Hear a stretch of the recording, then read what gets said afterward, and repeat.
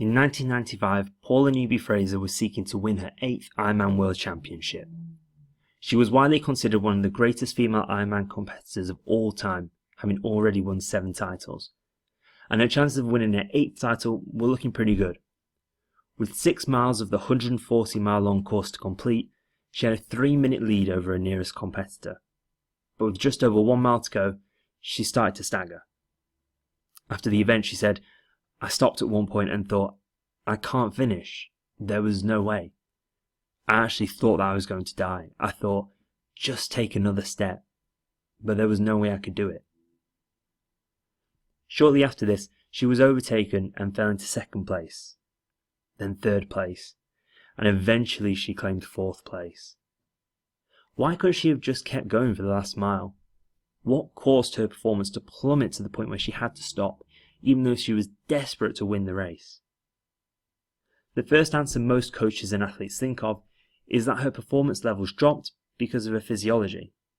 Her muscles just weren't quite developed enough to sustain the pace she had maintained during the majority of the race, and it just happened to come to a breaking point just before the last mile.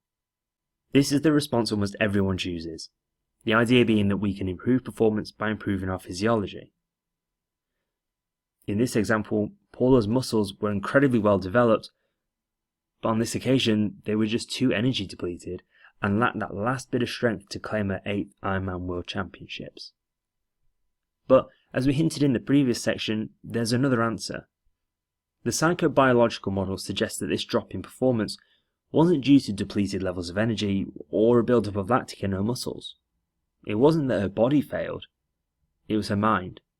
Specifically, her level of perceived exertion. Now, perceived exertion is how hard we think we are working. On one end of the spectrum, we have low levels of perceived exertion, where we're running or cycling at a slow, steady pace, and we know there's plenty of fuel left in the tank. For example, during your warm-up, you're likely to have a low level of perceived exertion. You might do a few short sprints to get the heart rate up, but you aren't working anywhere near your maximum. On the other end of the spectrum, we have high levels of perceived exertion, where we think we are performing at 100% capacity, and there's no way we can run faster, lift heavier, or perform any better. This model suggests that when we experience a high level of perceived exertion and think that we've given our maximum effort and that continuing to perform is completely impossible, we feel an extreme sense of panic, anxiety, and distress. These emotions arise because we start to face the possibility that we might not achieve our goals. In this moment, we are now starting to suffer both mentally and physically. Mentally, we're struggling with the feelings of panic and anxiety. Physically, we might be experiencing burning sensation or tiredness in our legs, shoulders, or arms. As we try to continue performing, this mental and physical suffering worsens, and the only way to end this suffering is to slow down or stop. Let's look how this model explains what happened to Paula Newby-Fraser. During her post-race interview, she said, "I actually thought that I was going to die." She'd clearly been working incredibly hard and was starting to believe that she couldn't continue to run any further. She also started to mentally suffer, outlining she kept thinking, "I can't finish." And eventually she couldn't endure this physical and mental suffering any longer and she had to stop. What limits our performance is our perception of effort, how hard we think we are working. If we think like Paula that we've given all of our effort and that we can't continue for one more moment, whether that's running up a hill, lifting weights, or swimming lengths, this causes those distressing feelings of panic and anxiety to arise, and we choose to slow down or rest in order to reduce our discomfort.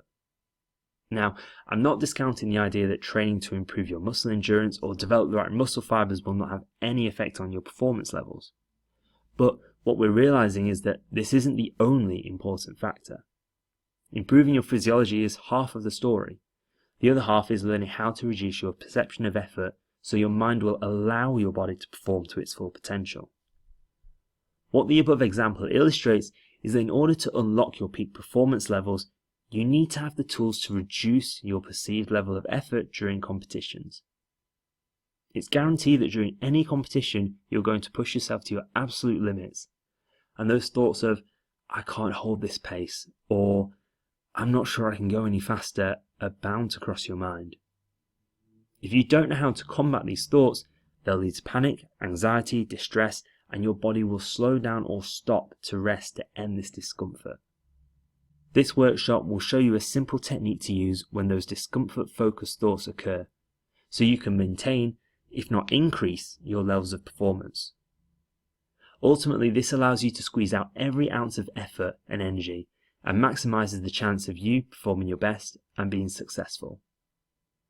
Before we begin to look at this technique though, let's first find out how vulnerable you are to these harmful thoughts during competitions.